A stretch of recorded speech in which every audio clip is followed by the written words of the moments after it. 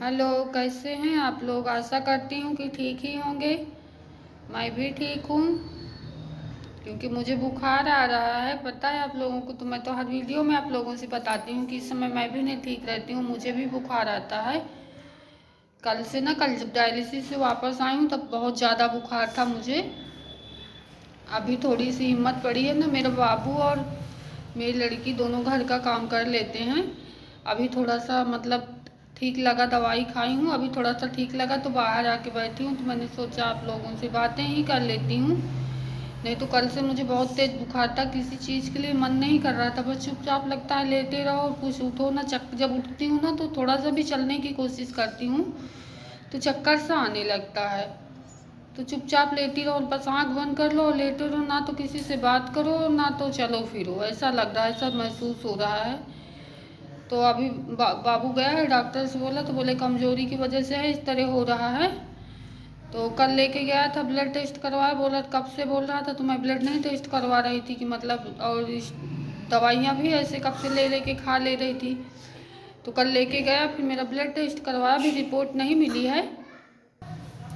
तो अभी रिपोर्ट लेने नहीं गया है बाबू। अब देखिए अभी जाएगा तो जाएगा, नहीं कल जब डायलिसिस में जाऊंगी, क्योंकि फिर रिपोर्ट लेने जाएंगे ना तो मेरा फिर 30 रुपये भाड़ा लग जाएगा। और आप लोगों को तो पता ही कि मैं एक एक रुपए के लिए मोहताज हूँ। तो अभी जाएगा तो नहीं, लेकिन अगर बुखार बोल रहा है, दवा लेने गया तो फिर बोल रहे हैं कि रिपोर्ट ला के पहले हमको दिखाओ तब दवा देंगे। क्यों मतलब बार बार बुखार आ रहा है आपकी मम्मी को। तो देखो अभी जाता, मैंने तो मना किया है कि मत जा बाबू, अभी कल जब डायलिसिस पे पापा को लेके जाऊंगी ना तो उधर ले लूँगी रिपोर्ट। अब देखो क्या करता है। बोल रहा है इसी तरह में ना इतनी कमज़ोर होती जा रही हो, बुखार छोड़ नहीं रहा, बुखार बराबर आता है, थोड़ा सा भी थकावट महसूस होती है ना तुरंत बुखार आ जाता है। लेकिन कल का बुखार तो बहुत ज़्यादा था, इतना तेज़ बुखार था मुझे कि मैं क्या बताऊँ, शायद पहले कभी नहीं आया होगा इतना तेज़ बुखार मुझे जितना था।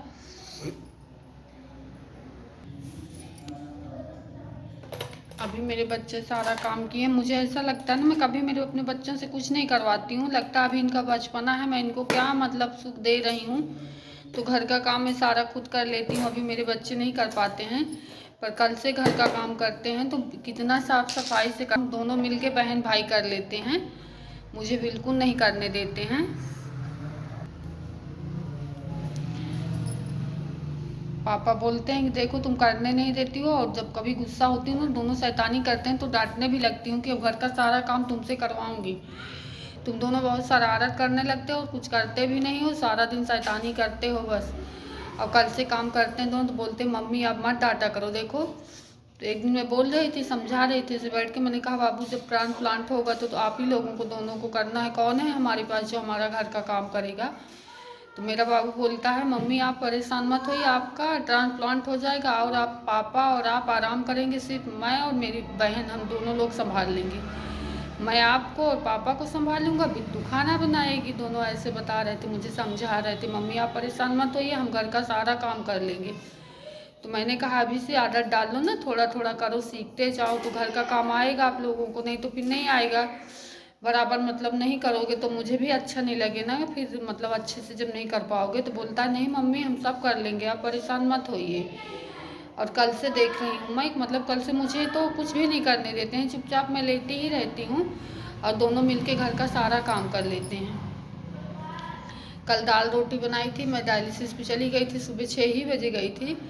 फिर बिट्टू उठी थी तो दाल बनाई थी, उसका भैया आटा लगाया, फिर दोनों बहन भाई मिलकर रोटी बनाए, शाम को भी ऐसे बनाए। और आज भी बनाए हैं रायता और रोटी, क्योंकि मेरे बच्चों को रायता बहुत पसंद है। तो अभी बनाए, पूछ रहे थे, मैंने कहा ठीक बताया, फिर दोनों बना ली और रोटी भी बना ली।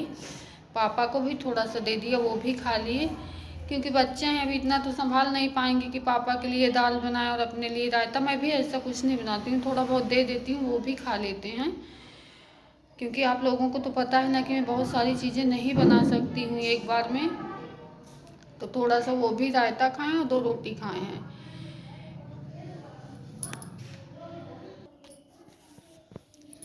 मुझे बस यही टेंशन लगी रहती थी, मतलब थोड़ा बहुत मैं ठीक रहती थी, वैसे तो मुझे अक्सर कुछ ना कुछ होता ही रहता है कमज़ोरी की वजह से।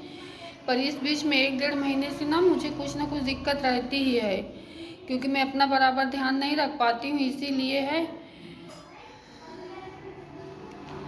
तो आज लेके आए, बाबू बोलता है कि अब दवाइयाँ लाऊंगा, तो इस बार बहाना मत करना मम्मी की पेट जल रहा है, 2-4 दिन खाओगी फिर फेंक दोगी, नहीं खाओगी, इस तरह मत करना। मैंने कहा नहीं बाबू नहीं करूँगी, अब लेके आएगा ना तो बराबर पूरी दवाइयाँ खाऊँगी, और जितने दिन के लिए डॉक्टर बोलेगा उतने दिन दवाइयाँ खाऊँगी। क्योंकि मतलब मैं जब थोड़ा सा ठीक हो जाती हूँ ना तो फिर नहीं खाती हूँ, लगता है मुझे आराम हो गया, ठीक हो गई हूँ, पैसा फालतू में क्यों खर्च करूँ, तो मैं दवाइयाँ नहीं लेती हूँ। तो इसी तरह में ना मुझे ठीक नहीं हो पाती हूँ, कुछ ना कुछ दिक्कत फिर से आ जाती है। लेकिन अब ऐसा नहीं करूँगी, लापरवाही बिल्कुल नहीं करूँगी, क्योंकि सारी जिम्मेदारियाँ तो मुझ पे ही हैं। अगर मैं भी इसी तरह बीमार रहूँगी तो मेरे बच्चों का क्या होगा। आप लोगों को तो पता ही है कि मेरे हस्बैंड तो बीमार ही रहते हैं, और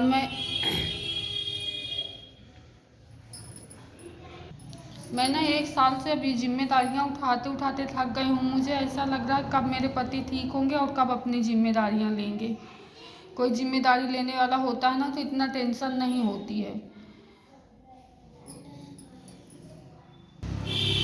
रात रात दिन अपने पति को तड़पते हुए देख रही हूँ, रोज रोज पति को जिंदगी की भीख मांग रही हूँ आप लोगों से, हाथ जोड़कर भीख मांगती हूँ, हाथ जोड़कर आप लोगों से भीख मांग रही हूँ, प्लीज़ मेरी मदद करो।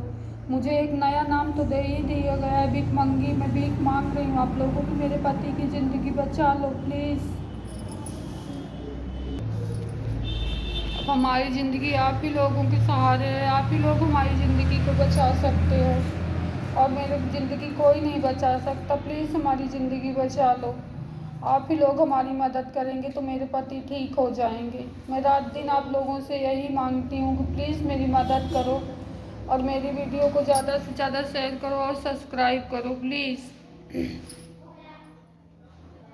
रात दिन अपने पति को अपने नज़रों से तड़पता हुआ नहीं देख सकती हूँ मैं, इसीलिए मैं आप लोगों से भीख मांगती हूँ, प्लीज़ मेरी मदद करो। कोई भी औरत नहीं देखेगी अपने पति को, रोज़ ना रोज़ कोई ना कोई दिक्कत उनको रहती ही है। अगर आप लोगों का साथ रहा तो ट्रांसप्लांट मेरा भी बहुत जल्द से जल्द हो जाएगा, तो मेरे पति भी एक नई ज़िंदगी जिएंगे और हम लोग भी खुशहाल रहेंगे। नहीं, हम लोग रोज़ तड़प तड़प के जीते हैं, सुबह उठते हैं तो मन में एक तसल्ली होती है कि चलो भगवान जी आज हमारा दिन अच्छे से कटे, पर कोई भी दिन ऐसा नहीं होता है जिसमें हमें कोई ना कोई टेंशन और कोई दुख ना हो। हर दिन तड़प तड़प के जीते हैं हम।